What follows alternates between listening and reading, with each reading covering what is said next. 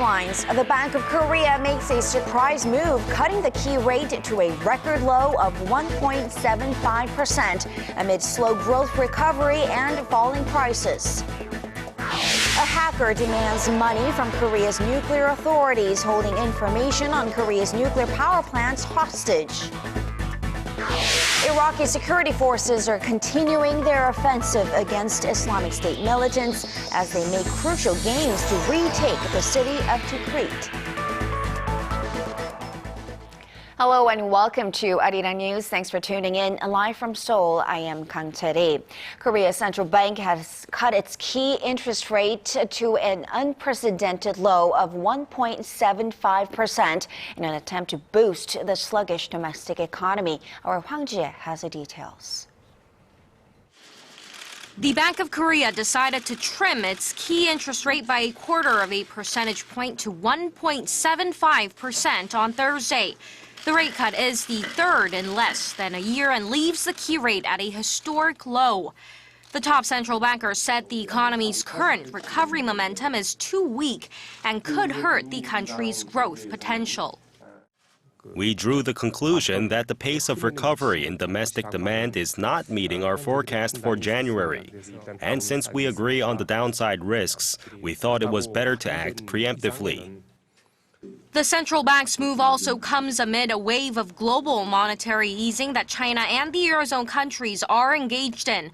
Low inflation, which would have actually dropped last month if not for a tobacco price hike, also left room for more monetary easing. But the lowered key rate stokes concerns about the country's snowballing household debt, which already exceeds $950 billion. Whether the rate cut will help boost the economy also remains unclear, while some analysts say the two previous rate cuts did have an impact on home transactions. Well, there has been some concern, like even though we cut the rate to 50 basis points last year, there has not been economic growth. But we still say like household debt has been increasing because of a low interest rate, and that money went to the housing market. With a historically low key rate, there are also mounting concerns about a massive capital outflow due to a possible rate hike by the U.S. Federal Reserve in the coming months. But the BOK governor says the central bank will seek expansionary monetary policies until the economic recovery becomes tangible. Hwang Ji-hye, ARIRANG News. A number of foreign investment banks have lowered their 2015 economic growth outlook for Korea. The average matches that of the Bank of Korea's at 3.4%, but some have gone down to the 2% range on weaker domestic consumption and falling oil prices. Son Jung-in explains. Foreign investment banks were prompt to adjust to Korea's growth forecast on mounting downward pressure. According to Bloomberg, the market median for Korea's growth forecast stood at 3.4% on Thursday, in line with the Bank of Korea's forecast. Bloomberg's survey of 27 institutions showed Nomura has slashed its outlook for Korea's growth to 2.5% from its earlier forecast of 3%, becoming the first foreign institution to project an expansion in the 2% range. Analysts cited slumping domestic consumption and slowing exports as factors denting the growth rate, along with the global economy recovering at a slower pace than anticipated. They say external factors such as the prospect of the U.S. raising its interest rate and the weakening of the Japanese yen could also drag Korea's growth down further. But some investment banks have kept their rosy outlooks. Barclays has projected a growth rate of 4%, while Credit Suisse has matched the government's outlook of 3.8%. Inflation projections, however, by foreign investment banks have dropped to 1.3% from an earlier figure of 1.7%, as Seoul is under stronger deflationary pressure this year. Domestic research institutes have also indicated that they could lower the inflation outlook in their quarterly projections next month, with oil prices at a lower level than they projected last year. Son Jung-in, ARIRANG News. The Korean won is rapidly depreciating against the U.S. dollar on expectations that the U.S. Federal Reserve will raise its key interest rate soon. But these currency conditions are not expected to have a profound impact on Korean exports. Our Kim Ji-hye explains why. The Korean won has been depreciating against the U.S. dollar this month, mainly due to the strengthening of the U.S. currency. In the month of March, the won weakened about 2.5% against the greenback to close at 1,126 won on Thursday. The Seoul-based Asian Economic Research Institute expects the won-dollar exchange rate to decline even further to 1,150 won within the next 2 months. This on expectations the U.S. Federal Reserve will raise its rate in the coming months and possibly sooner. The overlying projection is that the Fed will raise its interest rate in April. We even think there is a possibility that it may raise the rate in its upcoming Federal Open Market Committee meeting next week, due to improved unemployment figures in February. Since the depreciation of the Korean currency stems mainly from the strengthening of the U.S. dollar rather than strong economic fundamentals, local analysts say it won't have a profound impact on boosting the competitiveness of Korean exports. Busan-based BS Financial Group says that's because the currencies of other Asian countries, such as the Japanese yen, are also depreciating against the dollar. The types of goods exported by Korea and Japan, including steel and automobiles, and their competitiveness comes from the valuation of their local currencies. The already much depreciated yen is gaining the upper hand over the Korean won due to a series of quantitative easing measures from Tokyo since late 2012. In the month of March alone, the Japanese yen weakened about 2% against the greenback. The BS Financial Group researcher predicts the yen will reach the 130 yen level against the dollar in the coming months, from the current level of 121, which is already a near 8-year low. Kim Ji-hye, ARIRANG News.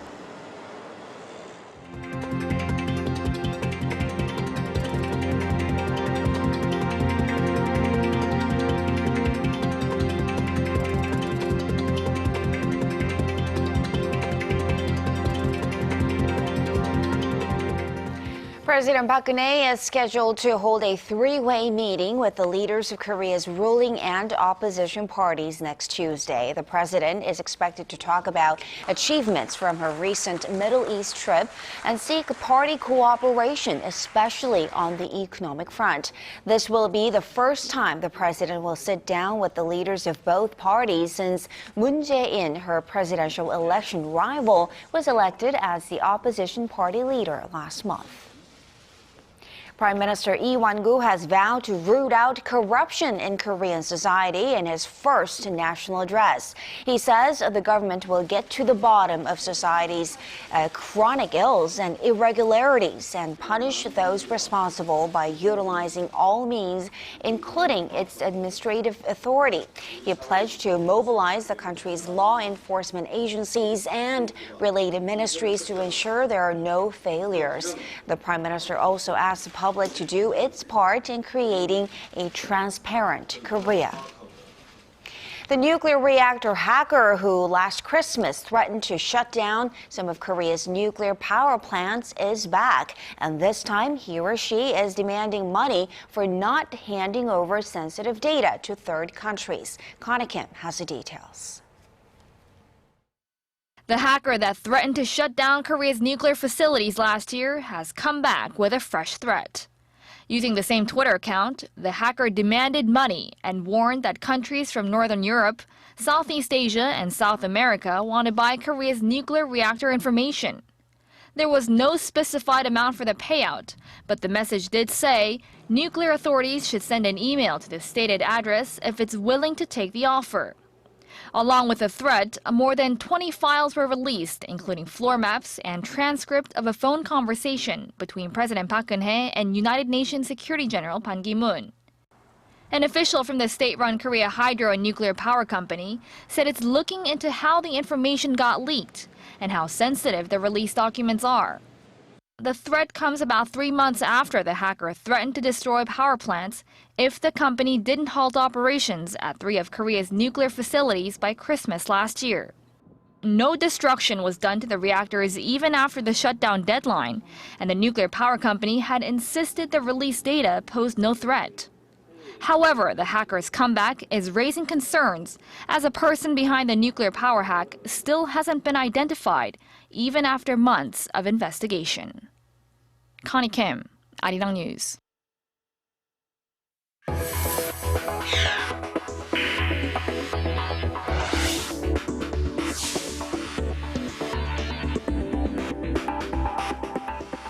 The word out of Washington is that the recently appointed U.S. Secretary of Defense Ashton Carter will pay a visit to South Korea sometime next month.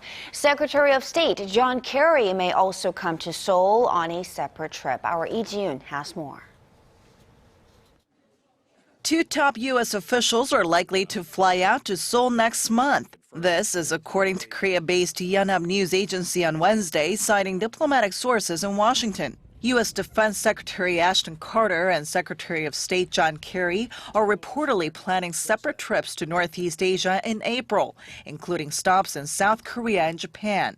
Their visits come ahead of President Park Geunhye and Japanese Prime Minister Shinzo Abe's planned trips to Washington this year. As to what Carter is planning to do while he's here, the report says he's likely to talk about stepping up cooperation between Seoul and Washington to deter North Korean nuclear threats. The focus is also on whether or not he will talk about the issue of deploying an advanced U.S. missile defense system called THAAD to South Korea. Supporters claim deploying the system would better protect the country against North Korea's ballistic missiles, while opponents say it would only worsen relations with China and Russia.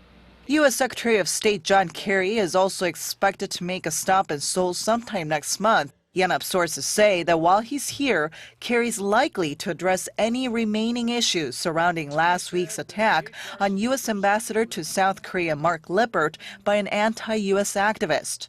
Chery may also discuss ways to strengthen ties between Seoul and Washington in the wake of the attack on the U.S. ambassador. Lee Ji-hyun, ARIRANG News.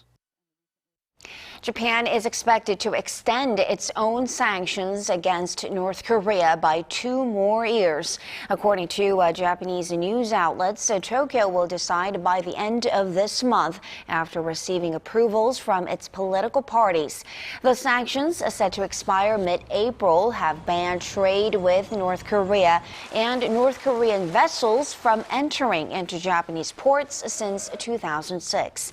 Japan had partially lifted its sanctions when North Korea set up a special investigation committee last July to re-examine cases of Japanese abductees by North Korea. However, North Korea has not yet notified Japan the results of the investigation. BBC is reportedly reviewing plans to provide a radio news service for people in North Korea. Citing a spokesperson from the British broadcaster, The Telegraph reports that BBC is looking into ways to set up a special news channel in Pyongyang. The report added, however, the plan is in its infant stage of development and it could take years before any service is up and running. Another major leak at Japan's crippled Fukushima nuclear power plant earlier this week may have raised radiation levels in nearby waters. Plant operator Tokyo Electric Power Company told Seoul-based Yonhap News that the radiation levels in water collected on Wednesday were 30 times higher than the sample collected on Monday. TEPCO said earlier this week that nearly 750 tons of contaminated rainwater had escaped the plant and likely made its way into the ground. Plant officials, however, said that it was not likely that any of the water had gone out to the sea. Korea is making moves to expand the country's food export items to the global halal market following President Park Geunhye's recent visit to the Middle East. To help local food companies understand Muslim dietary laws, Korea has set up a new R&D agency devoted to this task. Park Geunhye reports. The world's Muslim faithfuls follow certain food restrictions. For example, they don't consume pork of any form, alcohol, and animals that are not properly slaughtered under Islamic law. Permissible food is labeled halal, as halal means allowed in Arabic. And in an effort to expand the nation's food export items to the global halal market, a new halal food agency began operations on Thursday under the Korea Food Research Institute. The agency will focus on analyzing halal food standards in diverse Muslim countries like the United Arab Emirates and Indonesia, and provide the nation's food manufacturers with guidelines on how to produce and develop halal-certified foods. The Ministry of Agriculture, Food and Rural Affairs says the establishment of the Halal Food Agency is a follow-up measure of a recent MOU between Korea and the United Arab Emirates to promote cooperation in halal foods.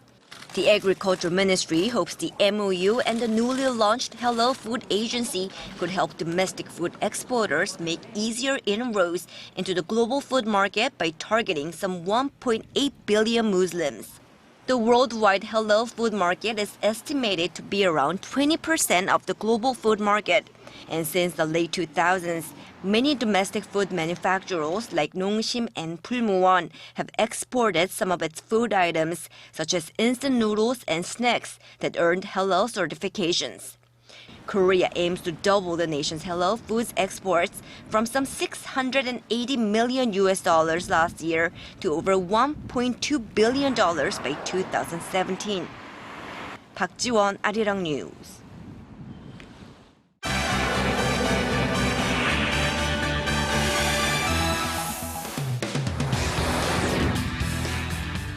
Iraqi security forces are continuing their offensive against Islamic State militants as they make crucial gains to retake the city of Tikrit.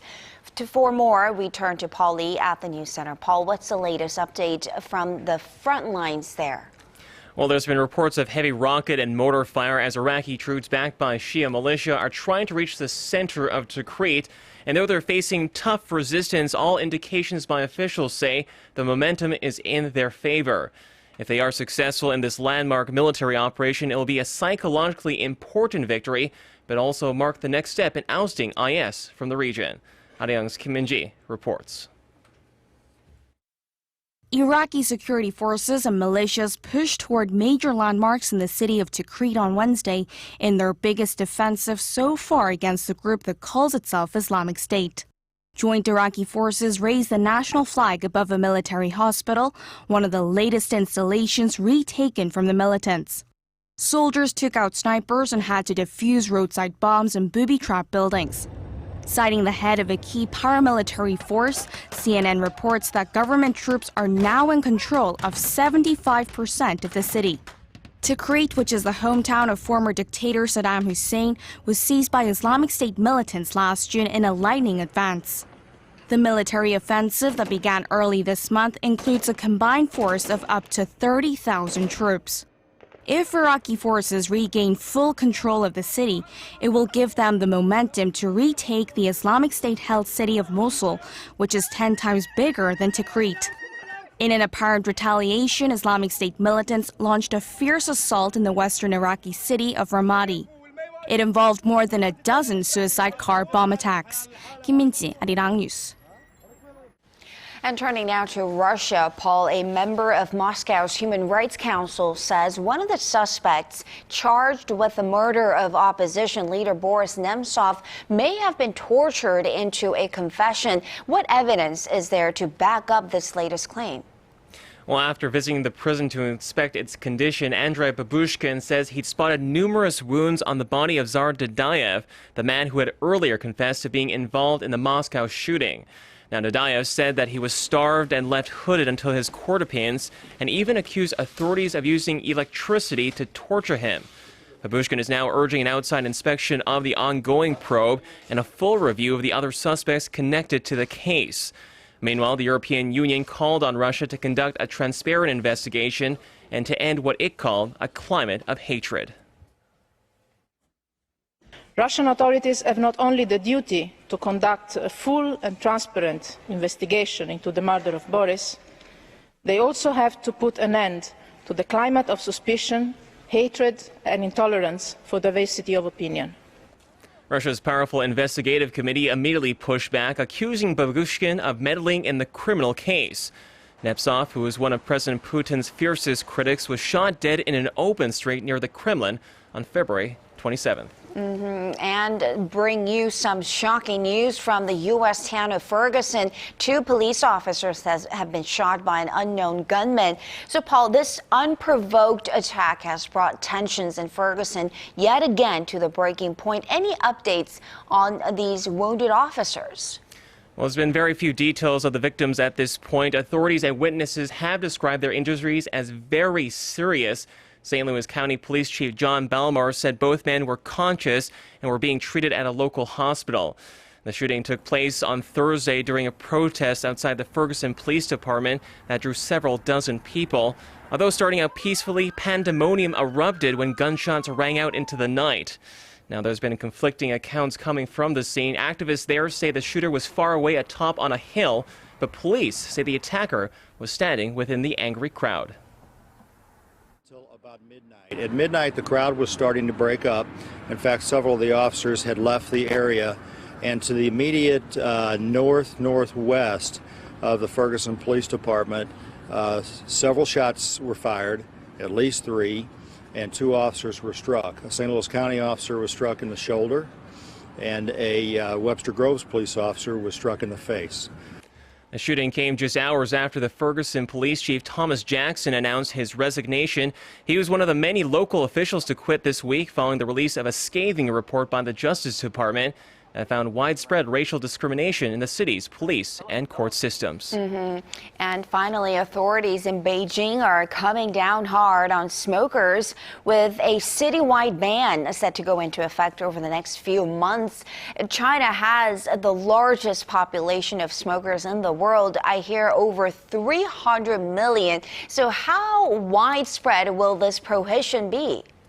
Well, smoking will be banned in all indoor public spaces in the capital of China. That includes buses, offices, and even near school areas. But the new regulations will also restrict advertising and sales of any tobacco products. And unlike previous ignored bans, officials are backing this latest one up with some tough penalties. Ashton has the details. Smokers in Beijing will no longer be able to light up in public as lawmakers seek to set a strong standard for all Chinese cities, starting with the capital. Starting in June, all indoor public spaces in Beijing, including restaurants, offices, and public transportation, will be smoke-free. Smoking is already banned in public outdoor spaces such as those near hospitals and schools.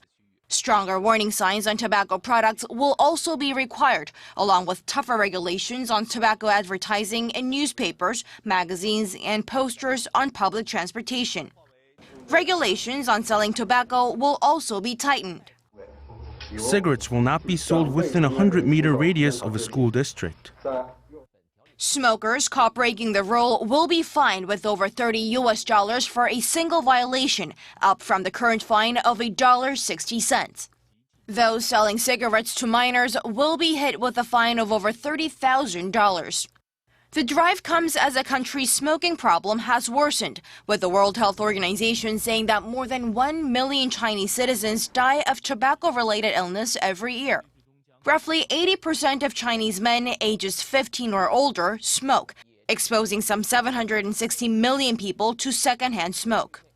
But there are rising concerns about the effectiveness. Many such bans in China have been ignored in the past, and Beijing will be just one of 14 cities that will restrict smoking in indoor public spaces. Shin Se-min, ARIRANG News.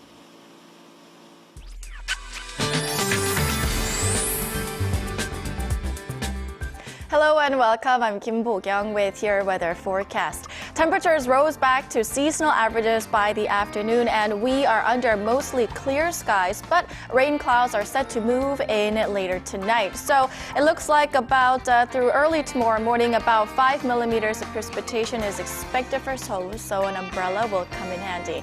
Now, this may fall as snow in places where the mercury drops, so 1 to 3 centimeters of snow is forecast for Gyeonggi-do and Gangwon-do provinces. Now, hopefully this round of snow showers could could relieve the dryness, but as for now, air quality is looking dry all over. Looking ahead, the weather looks to be nice for spending time outdoors over the weekend, but be aware of the big gap in numbers from day to night. On to tomorrow's readings. The daytime high here in the capital hits 9, Daegu and Busan 12. Meanwhile, Jeju reaches up to 16, Dokdo 7, Mount Kumgang -5. Those are the updates we're following on this Thursday evening. I'll see you soon. Bo Kyung, thank you very much, and that will do it for this edition of ARIRANG News. Thanks for watching.